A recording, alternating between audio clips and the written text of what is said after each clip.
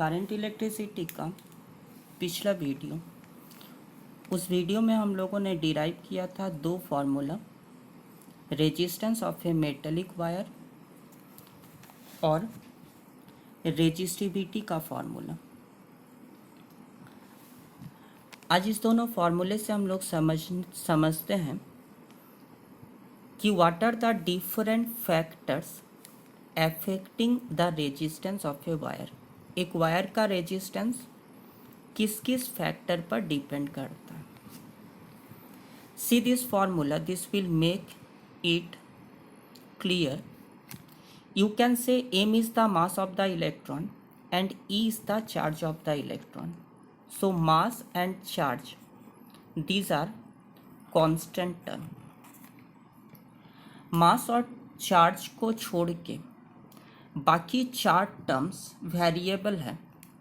Length of the wire, number density of free electrons, relaxation time and cross sectional area of the wire. तो obviously किसी metallic wire का resistance इस चार factors पर depend करता है। So the first factor is length of the wire. As you are finding from here, R directly proportional to L. That means एक wire का लेंथ जितना ज़्यादा होगा वो वायर उतना ही ज़्यादा रेजिस्टेंस को ऑफर करेगा। So a longer wire offers comparatively more resistance than a shorter wire.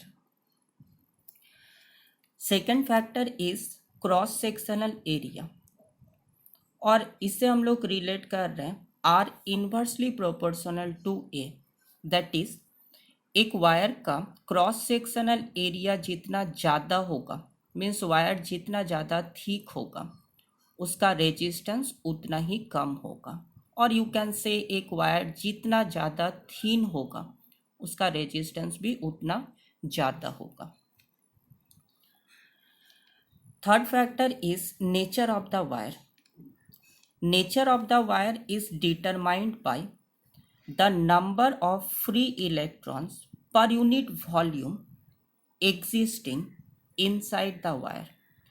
Means किसी वायर के नेचर को डिटरमाइन करता है उस वायर के अंदर एग्जिस्ट करने वाले फ्री इलेक्ट्रॉन्स का नंबर डेंसिटी।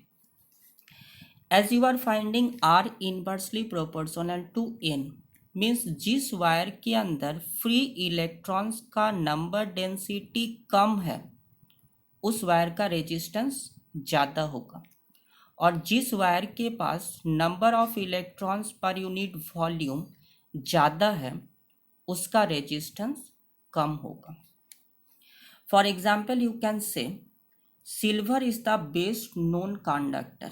सिल्वर के पास number density of free electrons बहुत ज़्यादा है as compare to a copper wire. As N for silver is large, so R for silver will be less than a copper wire. That means silver offers lesser resistance as compared to copper wire. Fourth factor is temperature. अब इस फॉर्मूले में कहीं हमें temperature का term नहीं दिख रहा। इनफैक्ट इस T के साथ हम लोग टेम्परेचर को मिस इंटरप्रेट भी नहीं करेंगे। This T is not temperature, rather it is relaxation time. Now सी किस तरह से रिलैक्सेशन टाइम को हम लोग टेम्परेचर के साथ रिलेट कर सकते हैं। Before that see how resistance is depending on relaxation time. I can say R inversely proportional to tau, resistance inversely proportional to relaxation time. Now see if you increase the temperature of a wire, अगर हम लोग किसी metallic wire को ज़्यादा temperature देते हैं तो इसका इलेक्ट्रॉनिक मोशन फास्ट होगा, इलेक्ट्रॉन्स तेज़ी से मूव करेगा, और इस सिचुएशन में दो इलेक्ट्रॉन्स को एक दूसरे के साथ कोलाइड करने में कम टाइम लगेगा। दैट मीन्स टेम्परेचर बढ़ाने पर रिलैक्सेशन टाइम डिक्रीज करता है। दैट मीन्स वायर का रेजिस्टेंस इंक्रीज करेगा। So with rise in temperature, resistance of a metallic wire simply increases. Now coming to the formula for resistivity. Resistivity का formula था m divided by n e square tau. As you are seeing, resistivity के formula में L और A ये दोनों term absent है.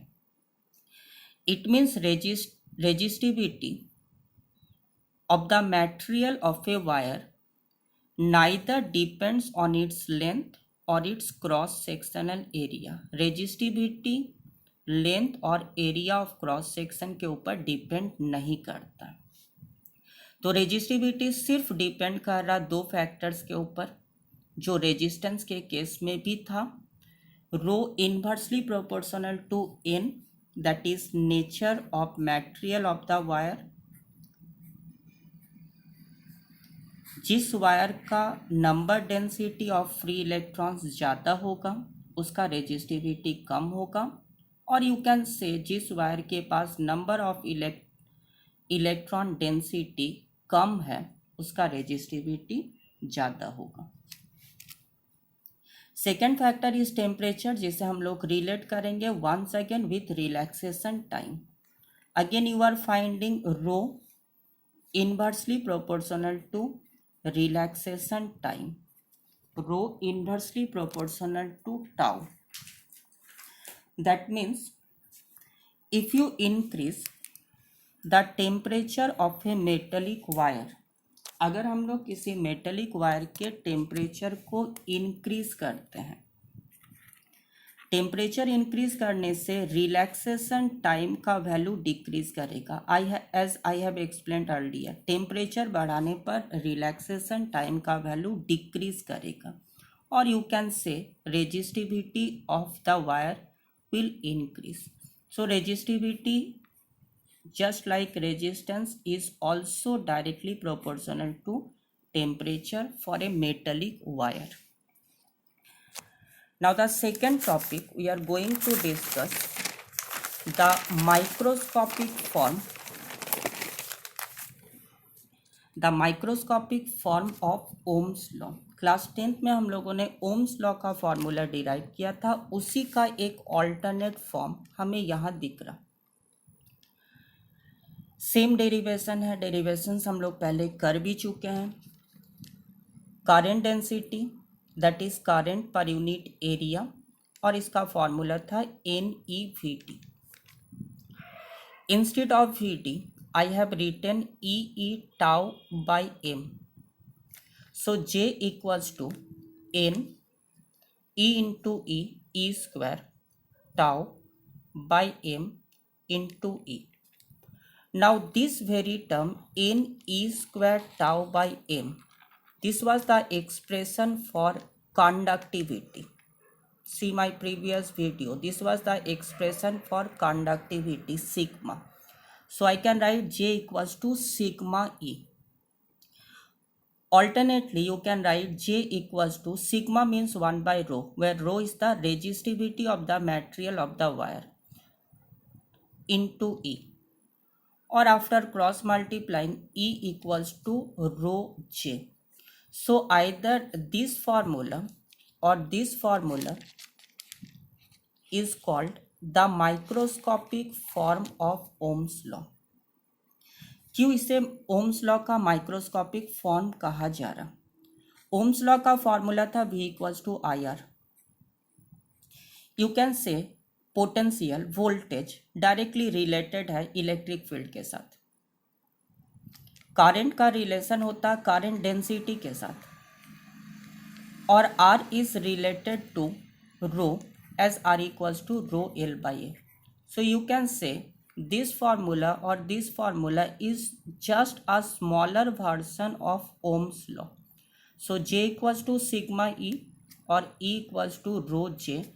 These two formulas are known to be the microscopic form of